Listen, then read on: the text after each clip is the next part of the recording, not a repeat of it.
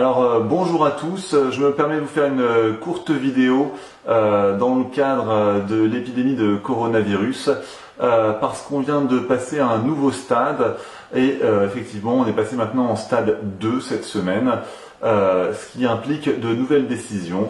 Et par ailleurs, une décision importante a été donnée ce dimanche, puisque les hôpitaux de Paris, par la voix de l'AP-HP, nous ont signifié qu'elles ne prendraient plus en charge et en hospitalisation que les malades positifs sévères, ainsi que les malades positifs qui ont des facteurs de fragilité.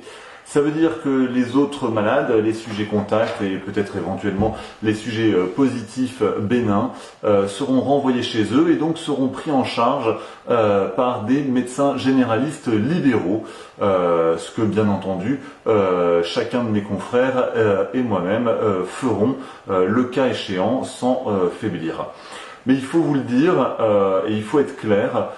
Aujourd'hui, si les médecins généralistes prennent en charge des patients qui sont atteints de coronavirus, il faudra bien comprendre que nous le faisons sans aucun masque de protection, ni aucune protection. Donc nous allons prendre la totalité du risque de la prise en charge, étant donné que le ministère ne nous a envoyé strictement aucun masque à cette heure, et que les prochains masques qui nous sont promis sont des masques dits FFP1. Donc vous savez, c'est les masques chirurgicaux qu'on met comme ça, c'est masques plats.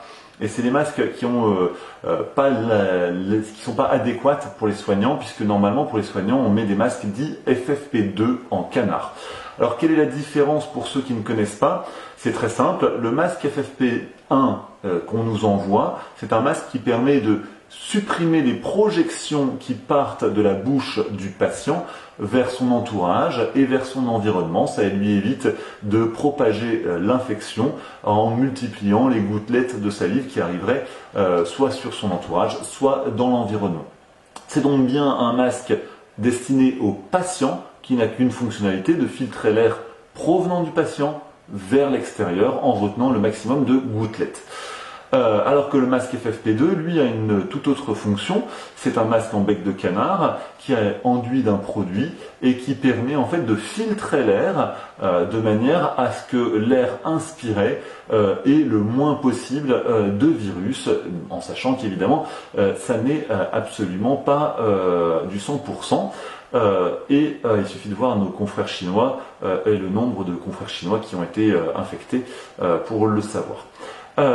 Je voulais aussi vous dire que ces masques n'ont aucune utilité pour le tout venant, on va dire, puisqu'ils n'ont une durée de vie que de 4 à 6 heures, et ces fameux masques FFP2 donc n'ont d'intérêt que quand on est en face d'un sujet contact et pas dans la vie de tous les jours. Alors, comment se fait-il que nous n'ayons pas de masque FFP2 ?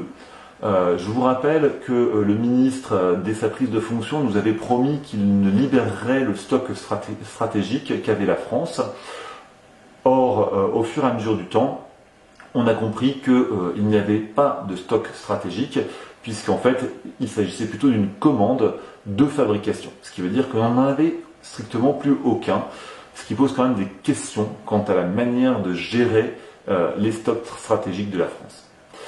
Alors cette question est doublée d'une vraie interrogation et d'un vrai problème, qui est que le 19 février, le ministre de l'époque, qui n'était pas le ministre actuel, a décidé d'envoyer 17 tonnes de matériel en Chine, et dans ce matériel, il y avait donc des masques FFP2, il y avait du sérum hydroalcoolique, il y avait aussi des gants et tout le matériel nécessaire pour ce genre de choses-là, matériel dont on manque cruellement aujourd'hui. Pour l'anecdote toujours, faut quand même savoir que ce matériel est produit en Chine, donc on a juste renvoyé en Chine du matériel qu'on avait nous-mêmes commandé en Chine. Chacun appréciera. C'est étonnant quand même au niveau de l'enchaînement, puisque le 19 février, ça doit vous faire tilt dans votre tête. Le 19 février, c'est la date à laquelle on a découvert le premier cas patient en Italie. Je vous laisse imaginer la colère qu'on peut avoir quand on entend les deux en même temps. Alors, pour nous, c'est assez évident. On va aller au travail, on va soigner nos patients, on va le faire sans masque. Alors, je voudrais juste adresser un petit message à Olivier Véran qui nous propose de mettre 2 masques FFP1 pendant un court instant. Non, franchement, c'est une insulte à notre intelligence, il faut arrêter les conneries.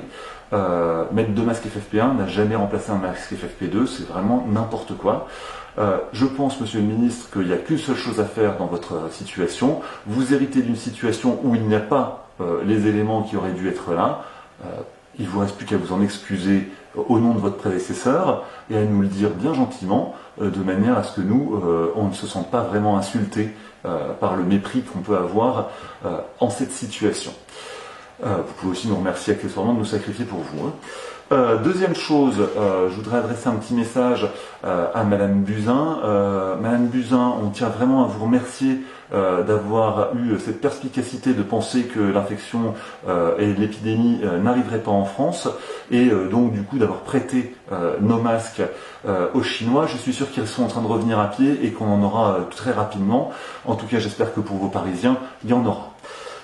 Donc tout ça pour vous dire que les autorités de tutelle qui gèrent actuellement la situation et qui pensent à la place des médecins de terrain que toutes ces stratégies sont les meilleures, sont en train de se prendre une bonne pantalonnade dans la figure et je pense qu'il serait temps de revenir à la réalité. Juste une dernière chose, il y a 10 ans, on avait la grippe H1N1, on avait une première épidémie qui a eu lieu, une première épidémie respiratoire. On n'en a tiré aucune conclusion en matière d'éducation sanitaire et on n'a pas mis en place de distributeurs gratuits de masques, de sérum hydroalcoolique dans les lieux de passage. Ça ne coûtait pas terriblement cher à l'année, ça économise énormément d'argent en matière de propagation des épidémies, quelles qu'elles soient. Là, on aurait pu avoir de l'intelligence politique à le mettre en place. Manifestement, on n'en a pas eu. En attendant, je ne peux donc que vous prodiguer les conseils classiques pour éviter de répandre l'infection et l'épidémie. Et donc du coup, je vous rappelle qu'il faut absolument se désinfecter les mains régulièrement, que si vous toussez ou que vous crachez, il faut tousser dans son coude, qu'il faut porter un masque à partir du moment où vous faites de la fièvre ou que vous mettez à tousser de manière à protéger votre entourage et votre environnement, mais uniquement dans ce cas-là, et sur prescription du médecin. Dernière chose, que si vous êtes mis en arrêt, que ce soit pour ce type de pathologie ou pour une autre, vous devez respecter l'arrêt, qui parfois a pour intérêt de ne pas contaminer les autres, comme on peut le voir encore trop souvent, des personnes continuent d'aller au travail alors qu'on les a mis en arrêt. Il est bon aussi que vous sachiez que de temps en temps, les médecins généralistes ne prescrivent pas que des arrêts dans le but d'embêter les patrons. Voilà, en attendant, je n'ai plus qu'un seul geste à vous faire, celui que tout le monde va devoir faire maintenant, c'est-à-dire éviter de vous serrer la main, et je vous dis donc, salut à tous!